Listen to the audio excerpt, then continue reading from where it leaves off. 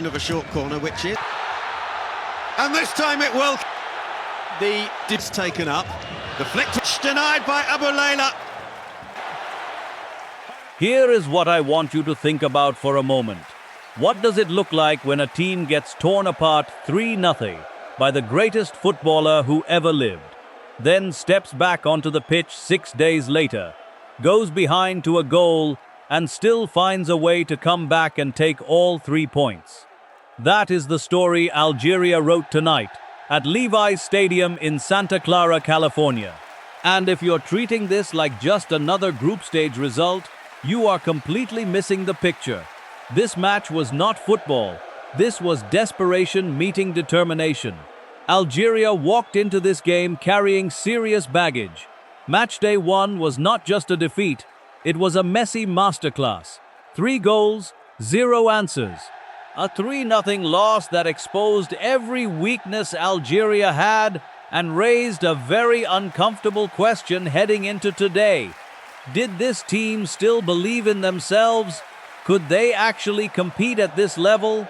For most of the first half, it honestly looked like the answer was no. Jordan, on the other hand, here's a team writing history with every game they play. First World Cup appearance ever. And yes, they lost 3-1 to Austria in their opener, but watch that game back. Jordan were in it. They scored. They caused Austria serious problems before an own goal, and a last-gasp Arnautovic penalty killed them off. When Jordan walked out tonight, there was not a single ounce of fear in that squad. The first half proved exactly that. Algeria started this match like a team still mentally stuck in the Argentina game. Slow, passive, disconnected. Ibrahim Maza, electric in the first match, found himself shut down at every turn. Riyad Mahrez, the captain and the heartbeat of this side, was having no impact whatsoever. Jordan simply refused to let Algeria play. And then Jordan made them pay for it. 36th minute, Nizar Alrashdan finishes, and Levi Stadium goes wild. 1-0 Jordan. Sit with that for a second. A nation playing their first ever World Cup, scoring in a must-win match against one of Africa's most experienced sides. The Jordanian fans in that stadium were absolutely delirious. And Algeria went into halftime trailing, questioning everything. This is where the game changed completely. Vladimir Petković had seen enough. 2 substitutions at the break. Immediate, decisive, no hesitation. Zerouki, already on a yellow and a walking disaster waiting to happen, was pulled. Boudaoui came off too. On came Nabil Bentaleb to reset the midfield structure, and Nadhir Benbouali to inject attacking life into a team that had none. These weren't panic moves. These were the right calls made at the right time, and the second half vindicated every single one of them.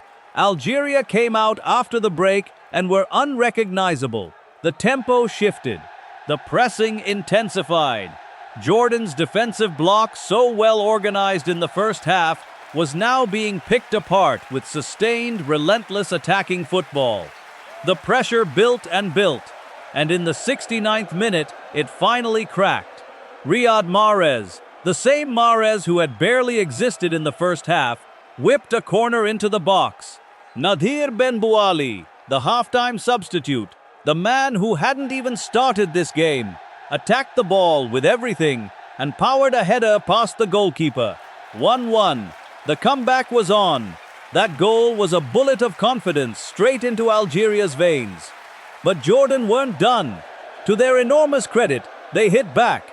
They countered. Alatiat pulled off an important stop to keep his side in it. For a period, this match was completely open, end to end, both sides chasing a winner, both sides knowing exactly what 3 points meant. It was extraordinary football, under extraordinary pressure. 82nd minute, another corner, more chaos in the Jordan box. Amine Gouiri was right there in the mess of bodies. A tap in, the ball hits the net, Algeria lead 2-1. Then the VAR check kicks in, and for a long, painful, excruciating stretch, nobody in that stadium knew anything. Players standing, Fans frozen, cameras cutting between benches, the big screen showing the replays on loop. Goal confirmed. Algeria 2-1 Jordan. 8 minutes plus stoppage remain. Jordan pushed. They tried everything. But this Algeria side, now defending with the kind of intensity that only comes when you know what losing costs, kept the door shut until the final whistle. Full time. Algeria win. They survive. Let's zoom out now, because the full picture is what makes this special. Algeria haven't been at a World Cup in 12 years. This tournament was supposed to be their comeback story. After match day 1, it looked like it might already be over. But 3 points tonight, secured through character and tactical intelligence and second-half substitutes who literally decided the game. That keeps them alive and in control of their own destiny. For Jordan, this result hurts.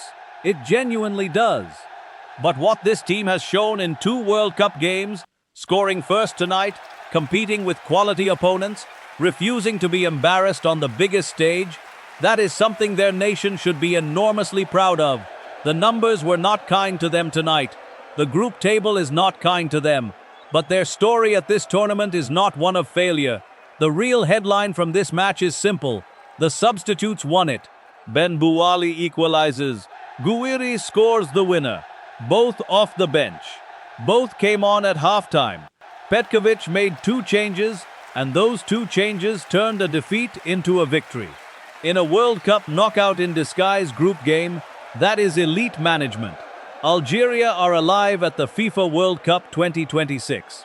And this comeback is the kind of result that builds belief for everything that comes next.